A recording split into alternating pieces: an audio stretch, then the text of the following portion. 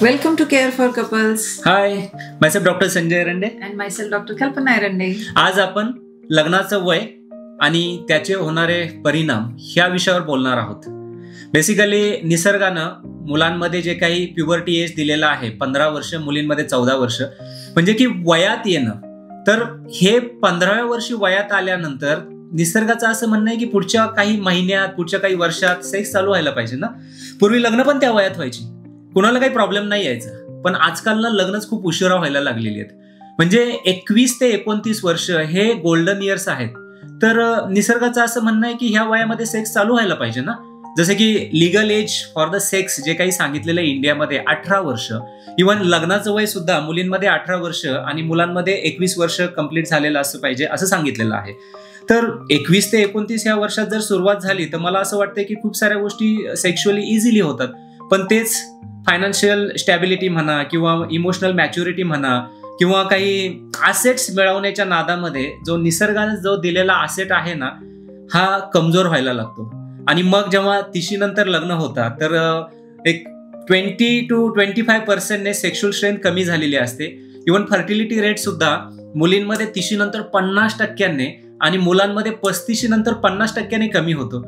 आणि साहजिक आहे, मग उशिरा लग्न झाल्यानंतर ह्याचे दुष्परिणाम भोगावे लागतात ना. हो, लग्न करताना पालकांच्या आणि मुलांच्या स्वतःबद्दलच्या असलेल्या अपेक्षाच बदललेल्या आहेत सध्याच्या परिस्थितीमध्ये. मग त्यात मुलाची काही फायनान्शियल अचिव्हमेंट झालेली पाहिजे, त्याच्याजवळ घर पाहिजे, गाडी पाहिजे, ह्या अपेक्षा आहेत. तशाच त्या मुलींकडून आहेत किंवा मुलींच्या स्वतःकडून आहेत की माझी ही फायनान्शियल स्टॅबिलिटी ॲटलिस्ट माझ्या जवळ पाहिजे. पण हे सगळं अचीव्ह करण्याच्या नादात ती जी वय वर्ष जात आहेत मधल्या काळात, म्हणजे वयाच्या 20व्या-25व्या वर्षी तुम्ही जे होते ते तुम्ही 30-35 मध्ये नाही असू शकत ना. तुम्ही एजिंग इफेक्ट टाळू शकता का? नाही टाळू शकत. मग एजिंग इफेक्टमुळे होतं काय की पहिली तर माझी ती स्ट्रेंथ कमी होती, मग ती सेक्शुअल स्ट्रेंथ असो किंवा फर्टिलिटीची स्ट्रेंथ असो. दुसरी गोष्ट की मला एखाद्या बरोबर ऍडजस्ट करण्याची, कोपअप करण्याची जी कॅपॅसिटी आहे ती कमी होते. आता याचं सगळ्यात महत्वाचं कारण हे असतं, जेव्हा मी ग्रोईंग स्टेजमध्ये असते तेव्हा मला ऍडजस्टमेंटची तयारी असते. पण जेव्हा मी एखादी गोष्ट अचीव्ह करते त्याच्यानंतर मला दुसऱ्या व्यक्तीसाठी स्वतःला मोल्ड करणं हे बरोबर वाटत नाही, ते मला आवडत नाही. आणि म्हणून सुद्धा दोघांमध्ये क्लॅशेस होतात. हे सुद्धा अजून एक पुढच्या आयुष्यामध्ये, मॅरिड लाईफमध्ये क्लॅशेस होण्याचं खूप मोठं कारण पाहायला मिळतं. आणि बेसिकली जेव्हा आता लग्न उशिरा होत आहेत तर मुलं काय करणार आहे, म्हणजे 10 वर्ष जी काही गोल्डन इयर्स आपण म्हणतोय की 15व्या वर्षी वयात आले, इच्छा तर निर्माण होणार आहेत ना. मग काय करणार? तर शेवटी मग मास्टरबेशन अशा गोष्टी आहेत की जिथं प्रायव्हसीमध्ये मास्टरबेशन करायची सुरुवात होते. आजकाल इंटरनेट, सोशल मीडिया, पॉर्नोग्राफी, कधी कधी हे इतकं जास्त होऊन जातं की मास्टरबेशनचं प्रमाण जास्त वाढतं. त्याला आपण कंपल्सिव्ह मास्टरबेशन म्हणतो. आणि मग त्याच्यामुळं पुढं डिप्रेशन, एन्झायटी ह्याचे प्रॉब्लेम चालू होतात. सेक्शुअल स्ट्रेंथ अजून कमी व्हायला लागते, स्वतःवरती स्वतःचा कॉन्फिडन्स नाही राहते. आणि लग्नानंतर जी ऍक्च्युअली प्रायव्हसीमध्ये मास्टरबेशन करायची सवय लागलेली असते, व्हर्च्युअल लाईफ, आणि आता मग ऍक्च्युअल लाईफमध्ये परफॉर्मन्स द्यायचा आहे. इव्हन की हे सगळं करत असताना तो पार्टनरच शेवटी जी काही वाईफ आहे तीच तुमची प्रायव्हसी डिस्टर्ब करते असं वाटायला लागतं. मग आलेलं इरेक्शन कमी होणं किंवा स्वतःचा कॉन्फिडन्स कमी होणं. इव्हन लग्नाच्या आधी सुद्धा मी लग्न करू की नको करू, माझं होईल की नाही होईल, कसं होईल. आणि पॅरेंट्सची तिकडनं घाई चालू असते की आता लग्न करायचंय, आता आपण सगळे किती खुश आहोत, आणि ह्याचं मात्र इकडे की आता नाही आता लग्न होणार आहे आणि माझं काय होणार आहे, कसं होणार आहे काय माहिती. आणि खूप टेन्शन यायला लागतं. म्हणजे ते लग्न होणार आहे हे एन्जॉय करायच्या ऐवजी उलट स्ट्रेस वाढायला लागतो. आणि हा स्ट्रेस फक्त मुलांचा वाढतोय असं नाही, मुलींचा सुद्धा. कारण आपल्याकडे मुळात मुलींना एक अशा पद्धतीने वाढवलं जातं की सेक्स ही वाईट गोष्ट आहे.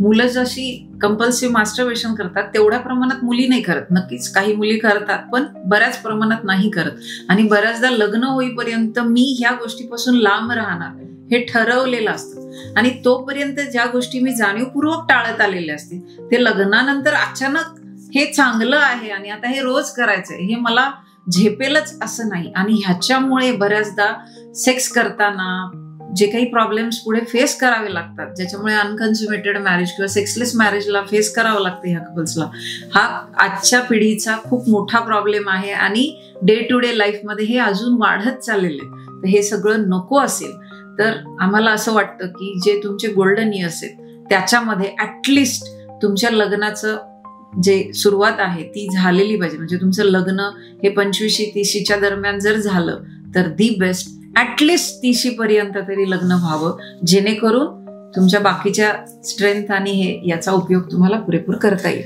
आणि समजा आता हे झालं लग्नाच्या आधीचं सगळं, तर लग्नानंतर समजा आता प्रॉब्लेम येत आहेत, तर मग त्यासाठी काउन्सिलिंगची डेफिनेटली गरज आहे ना. म्हणजे की त्या ठिकाणी तुम्हाला कसं काय चुकतंय किंवा काय कसं करायला पाहिजे, ह्या सगळ्या गोष्टी काउन्सिलिंग करून होतात. तर डेफिनेटली तुम्ही भेटायला पाहिजे त्यासाठी डॉक्टरांना. आमचे डॉक्टर एरंडेज केअर फॉर कपलचे जे युनिट्स आहेत, 2 पुण्यामध्ये आणि 1 मुंबईमध्ये, इथे येऊन तुम्ही या गोष्टींसाठी काउन्सिलिंग घेऊ शकता. आणि जर गरजेचं असेल तर तुम्हाला नॉन साईड इफेक्टवाली ट्रस्टेड आणि टेस्टेड मेडिसिन्स हे आमच्याकडून दिले जातात. फक्त तुम्हाला हे जाणून घ्यायची गरज आहे की आपल्याला असं काही प्रॉब्लेम आहे, आणि जर तो आहे तर आम्ही योग्य ठिकाणी जाऊन त्याची ट्रीटमेंट घ्यावी. यासाठी तुम्ही नक्कीच डॉक्टर एरंडेजला भेट द्या. So visit Care for Couples by Dr. Erendes.